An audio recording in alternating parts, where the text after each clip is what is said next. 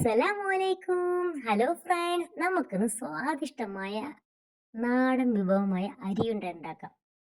അതിനുവേണ്ടി അരി കഴുകി വാർത്ത് വെച്ചതിന് ശേഷം ഒരു പാത്രത്തിലേക്ക് കുറച്ചീച്ച അരി ഇട്ട് നമുക്ക് വറുത്തെടുക്കാം. ഈ അരി വറുത്ത് ഇങ്ങനെ മൊരിഞ്ഞ് കാണാൻ എന്തൊരു രസമാണെന്നറിയോ. അതിനുശേഷം അത് നമുക്ക് ചൂടാറിയതിന് ശേഷം ഒരു മിക്സിയിലെ ജാറിലേക്ക് കുറച്ച് കുറച്ച് ഇട്ട് കൊടുക്കുക. ഒരുപാട് ഇടരുത് കേട്ടോ, ഒരുപാട് ഇട്ട പൊടിയാൻ പണിയാണ്. അതിനുശേഷം നല്ലതുപോലെ പൊടിച്ച് വെച്ച് നമുക്ക് മാറ്റി വയ്ക്കാം. അതിനുശേഷം കടല കഴുകിയതിന് ശേഷം ഇതുപോലെ പാത്രത്തിലിട്ട് വറുത്തെടുക്കാം. നമുക്കത് ചൂടാറാൻ മാറ്റി വെക്കണം. അതിനുശേഷം പൊടിച്ച അരിയിലേക്ക് തേങ്ങ ഇട്ട് കൊടുക്കുക. കൊപ്രയാണ് ഏറ്റവും നല്ലത്, ഞാൻ വെള്ളമില്ലാത്ത തേങ്ങയാണ് എടുത്തത്. അതിനുശേഷം നമ്മൾ ആ കടലില്ലേ തൊലി കളഞ്ഞ് വെക്കുക. അത് ചൂടാറിയതിന് ശേഷം മിക്സിയിലെ ജാറിലേക്ക് ഇട്ട് നമുക്ക് പൊടിച്ചെടുക്കാം കേട്ടോ.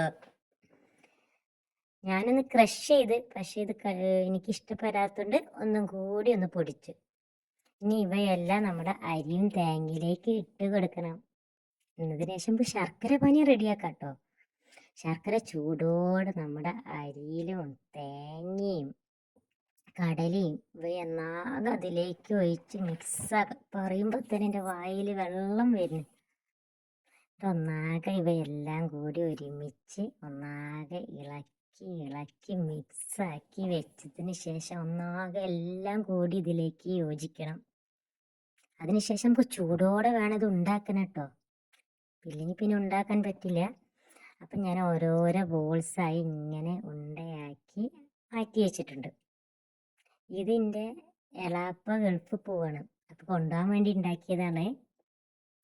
എന്നിട്ട് ഇവയെല്ലാം കുറേ ഉണ്ടാക്കി വെച്ച് ഒരു പാത്രത്തിലേക്ക് മാറ്റിയിട്ടുണ്ട്. പിന്നെ കഴിക്കാനായിട്ട് എൻ്റെ അനിയത്തിക്ക് ഞാൻ കൊടുത്തത്.